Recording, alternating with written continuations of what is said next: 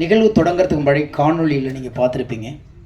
நிறைய சாதனையாளர்கள், நிறைய திறனாளர்கள் பேசின விதம், அந்த மாதிரி இந்த கதை அவங்களுக்கு மட்டும் இல்லை, பார்க்க போகிற உங்களுக்கும் பார்த்த எனக்கும் கூட ரொம்ப நெஞ்சுக்கு நெருக்கமான ஒரு படம். இயக்குனர் நந்தா பெரியசாமியை பற்றி நிறைய பேர் நிறைய சொல்லலாம். ஆனால் அவருடைய எல்லா கதைகளும் கருவில் உயிர் பெறும்போதே எனக்கு அறிமுகமாகிடும். ஒரு வரி இருக்கும், அப்போ சொல்லுவார். அது 10 வரியாக இருக்கும்போது சொல்லுவார். அப்புறம் அது தவழ்ந்து அப்படி நடக்க போகும்போது சொல்லுவார். அப்புறம் அது கொஞ்சம் மெச்சூர்ட் ஆனும்போது சொல்லுவார். பூப்பு பெய்தியது பிறகு மன வாழ்க்கைக்கு தரீங்க அதையும் சொல்லுவார். அப்போ பார்த்தீங்கன்னா ஸ்டெப் பை ஸ்டெப்பாக ஒரு கதையை சொல்லிகிட்டே இருப்பாரா. எல்லாத்தையுமே ரொம்ப ரசிக்கிறபடி. அவருக்கு நேர காலம்லாம் தெரியாது. எனக்கு ஃபோன் பண்ணுறதுக்கு மட்டும் நைட்டு 12 மணி, 3 மணி, 4 மணி, விடிய காலம் 5 மணி எல்லாத்துக்கும் ஃபோன் அடிப்பார். ஆனால் ஒரு சீன் என்ன உடனே நம்ம சொல்லுங்கள், அசராமல் கேட்கலாம். ஆனால் சொல்லும்போது ஒவ்வொரு முறையும் அப்படியே தத்ரூபமாக ஒரு காட்சியை கொண்டாந்து வெளிப்படுத்தி நம்ம மனக்கண்ணில் ஓட வச்சுக்கிட்டே இருப்பார்.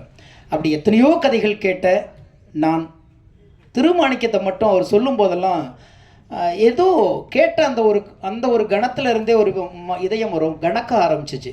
அப்போ இதை சரியாக பண்ணணும் அப்படின்ட்டு அவர் பட்ட பாடுங்கிறது எனக்கு மட்டும் தெரியும்னு நினைக்கிறேன். காரணம் என்னதான் நடிகர்களிடம் டெக்னீஷியன்ட்டையும் அவர் நிறையா சொல்லியிருந்தாலும் சின்ன சின்ன விஷயம், நிறைய விஷயங்களை அவர் மாற்றி ஒரு வார்த்தை மாத்திரம் அதை மறுபடியும் சொல்லி இந்த கதையை செதுக்கிறதுக்காண்டி அவர் எடுத்துக்கொண்ட அந்த களம் என்பது ரொம்ப கடுமையான, ரொம்ப நெருக்கடியான ஒரு காலகட்டத்தில் கூட அதை சரியாக கொண்டு வரணும்னு அவர் பட்ட பாடு.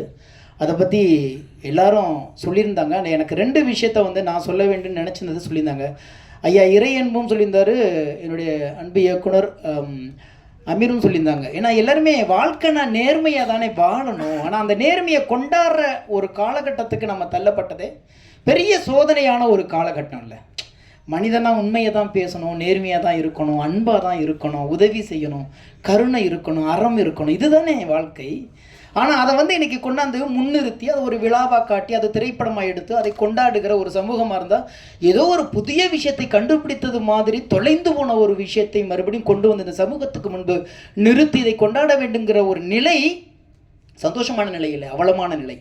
அப்போனா இந்த பூமியில் அறம் செத்து போச்சு, அன்பு செத்து போச்சு, நேர்மை செத்து போச்சு, உண்மை செத்து போச்சு, நல்லவே வாழவே முடியாதுங்கிற நிலைமை கொண்டிருக்கிறது. அப்படி ஒரு காலகட்டத்தில் இல்லை, இதெல்லாம் வாழ்க்கை இல்லை, அறம் என்பது நேர்வழியில் செல்வது என்பதை சொல்லுவதற்கு ஒரு கலைஞன் தான் மீண்டும் இந்த மண்ணில் பிறக்க வேண்டியிருக்கிறது, ஒரு கலை தான் பிறக்க வேண்டியிருக்கிறது. அதை கொண்டாடுகிற ஒரு தருணத்தில் இருக்கும்போது நம் தலைமுறைகளுக்கு இத்தனை காலம் இதைத்தான் சேகரித்து வைத்திருந்தோமா? இன்னைக்கு அடுத்த தலைமுறைகள்கிட்ட போய் இதை ஒப்படைக்கிற ஒரு சூழலுக்கு நம்ம இருக்கிறோம்னா இதை அவரவர் பொறுப்போடும் மிகப்பெரிய அந்த கூனி குறுகி இதை ஏன் இவ்வளோ காலம் செய்யாமல் போயிட்டோம் அப்படிங்கிற ஒரு காலகட்டத்தில் தான் இந்த படத்தை இந்த குழு உங்கள் முன்பு கொண்டாந்து வைக்கிறது. எனவே தான் இப்போ சொல்கிறோம், நிஜமாகவே எல்லாருக்குள்ளேயும் இந்த மாணிக்கம் எங்கேயோ ஒரு இடத்துல எட்டி பார்த்துருப்பான். நாம் தான் தலையில் தட்டி அவனை சாகடிச்சிருப்போம். எங்கேயோ ஒரு இடத்துல இந்த மாணிக்கம் தென்பட்டிருப்பான், அவனை அலட்சியப்படுத்தி தூரமாக உதச்சி தள்ளிட்டு வந்திருப்போம். ஆனால் இது பார்த்ததுக்கு பிறகு ஆமாம் இல்லை, இந்த மாதிரி ஒரு இடத்துல நம்ம தப்பு செஞ்சுட்டோம்ல, சுயம் முளைச்சிக்கிடுச்சுல்ல, பொதுநலங்கிறது என்னன்னு தெரியாதுல்ல நமக்கு, இது அடுத்தவனது இல்லை, இது நம்மளது இல்லை, ஏன் அந்த நேரத்தில் நினைக்கல இல்லை அப்படின்னு இந்த படம் நிச்சயமாக திரையரங்கை விட்டு வெளியே வரும் பொழுது உங்களை ஒரு கணம் சிந்திக்க வைக்கும். அதுதான் இந்த படத்தின் வெற்றி. அதை வெற்றி பெற செய்யுங்கள். வாழ்த்துக்கள். நன்றி.